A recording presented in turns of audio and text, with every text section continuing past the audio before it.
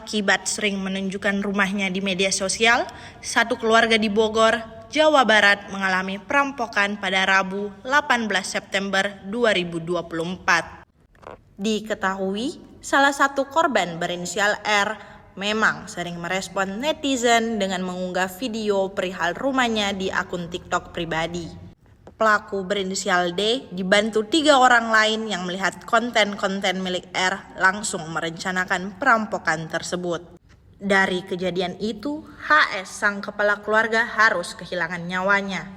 Istri HS yaitu R, anak berinisial A, serta N yang merupakan mertua harus turut dianiaya oleh para pelaku.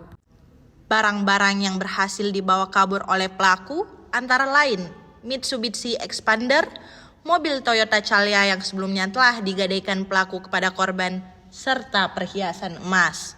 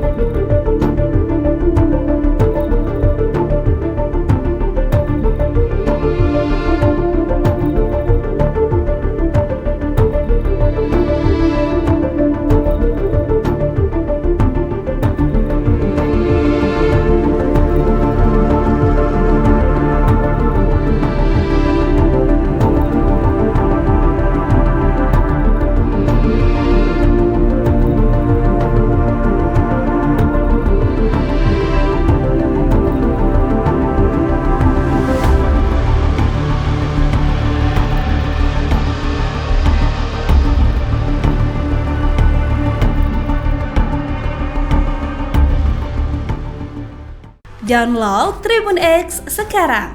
Menghadirkan lokal menjadi Indonesia.